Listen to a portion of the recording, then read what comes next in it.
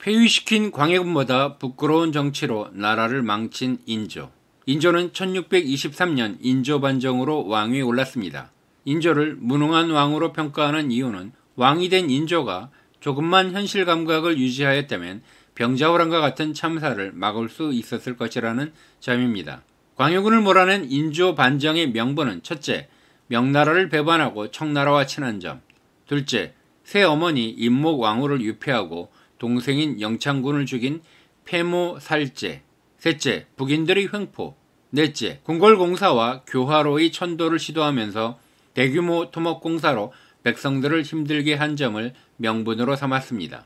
하지만 집권한 서인들은 자신들이 청나라에 항복하게 되면서 첫 번째 명분은 사라졌고, 셋째, 북인들을 멸족시키며 선조실록 대신 선조수정실록을 편찬하여 역사 논쟁을 벌였고, 넷째, 정묘호란, 병자호란으로 민생을 파탄에 이르게 하였습니다. 먼저 인조 반정 이후 반정 공신들 사이에서 농공행상으로 내분이 발생하면서 반정에 큰 공을 세운 이괄은 평안도에 부원소로 부임하게 되었습니다. 결국 평안도에서 최정예 군대를 지휘하던 이괄이 다음 해인 1624년 반란을 일으켜 한양까지 점령하게 되었습니다. 인조는 공주의 공산성으로 피신했다가 난이 진압된 후 이괄의 목을 확인한 다음에야 한양으로 귀환하였습니다. 이괄이 내부 반란을 경험한 이후 전방의 장소들은 사소한 병력 이동도 중앙에서 이를 감시하는 기찰 제도를 의식하여 제대로 된 훈련조차 하지 못하게 되었고, 반란의 여파로 장수의 임명도 충성도를 최우선으로 여기다 보니 무능한 장수가 출세하는 시절이 되었습니다.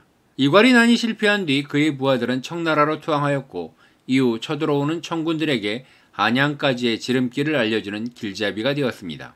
1636년 누르하치의 후계자 홍타이지는 황제를 칭하면서 자신의 업적으로 10년 전 정묘호란으로 조선을 정복한 것과 몽골을 하나로 합쳤으며 징기스칸의 후예인 몽골이 옥세를 얻은 것을 과시하면서 이는 자신을 황제로 세우려는 하늘의 뜻이라고 주장하였습니다. 그는 황제로 추대받는 즉위식을 통하여 새로이 만주족이라는 개념으로 다양한 민족들을 통합하는 다종족 국가를 표방하면서 자신이 새로이 만주의 지배자이며 요동 한인들의 황제이자 몽골인들의 칸이 되었음을 선포하였습니다. 하지만 위세등등한 청태종의 즉위식에서 조선 사신으로 참석한 나덕현과 이화근, 외국 사신들이 황제에게 하는 3개구 고두례를 목숨을 걸고 거부하였습니다. 임진왜란 때 조선에 파병한 명나라만이 황제의 나라라는 것입니다. 조선 사신들은 목숨을 걸고 청나라 황제에 대한 의례를 거부하면서 이제 목에 칼이 들어오는 일만 남았습니다. 홍타이즈는 조선 사신들이 목을 배제하는 제안을 물리쳤습니다. 오히려 사신들에게 선물을 안기며 국서를 들려 귀국시키고 호위 기병을 붙여주기도 하였습니다. 명나라를 정복해야 하는 홍타이즈의 입장에서는 조선 문제를 정리할 필요가 있었습니다. 만약 명으로 출병한 후 조선에서 후방을 공격하면 모든 것이 수포로 돌아갈 수 있었기 때문이었습니다.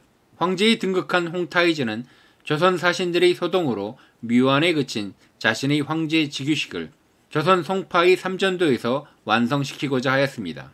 조선이 사신이 아닌 국왕인 인조에게서 직접 항복을 받고 이를 기념하는 비석을 조선 스스로 제작하여 세우도록 하였습니다. 송파에 세운 삼전도 비는 1895년 청일전쟁 이후 고종이 파묻었으나 일제가 이를 다시 복구시켰고, 이후 1956년 대한민국 제1공화국에서 다시 파묻었으나 1963년 다시 복구되었습니다. 인조의 장남 소현세자는 동생인 복림대군과 함께 청나라의 인질로 끌려가 8년간 심양에 머물렀습니다. 청의 궁궐 인근의 심양관에서 거주하면서 조선과 청 사이의 외교 문제를 담당해야만 했습니다. 청의 파병 요구에 완충 역할을 하기도 하였고 50만에 달하는 조선포로 귀환 문제에 골몰하기도 하였습니다. 청은 심양관의 소현세자를 대조선 압박의 1차 창구로 활용하면서 종종 인조에게 청에 볼모로 있는 세자를 즉위시키겠다는 왕위 교체론으로 압박하기도 하였습니다. 청나라에 있으면서 소현세자는 천주교 신부 아담샬과 교제하였고 서양의 과학기술에 대한 안목을 키워 1645년 귀국할 당시에는 천문, 과학, 종교에 관한 많은 서적들을 가지고 고국으로 귀국하였습니다. 하지만 귀국한 장남 소현세자는 2달 만에 의문의 죽임을 당했습니다.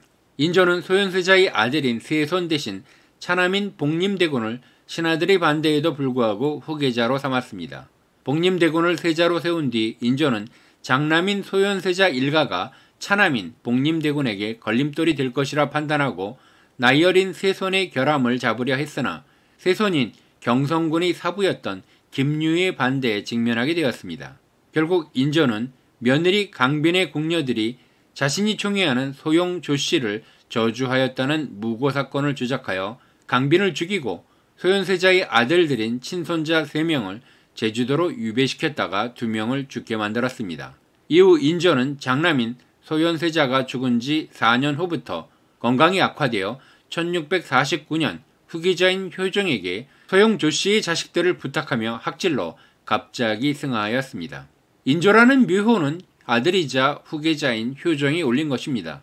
연산군도 아버지 성종의 묘호를 성보다 높은 가치의 인으로 올리려다 성종으로 만족한 과거가 있습니다. 게다가 인조에게 붙여진 조는 종보다는 높은 평가이지만 오히려 정통성이 취약한 부왕에게 후계자들이 올리는 칭호이기도 하였습니다. 왕위를 찬탈한 세조, 반개혈동의 선조, 홍경래의 난과 세도 정치로 재위기간에 무능한 왕이라는 평판의 순종이 순조로 격상되었습니다. 인조가 망나니와도 같았던 부친 정원군을 원종으로 추존하여 격상시켰듯이 효종도 부친 능양군을 인조라는 묘호로 결정하여 유교국가 최고의 호칭으로 포장하였습니다.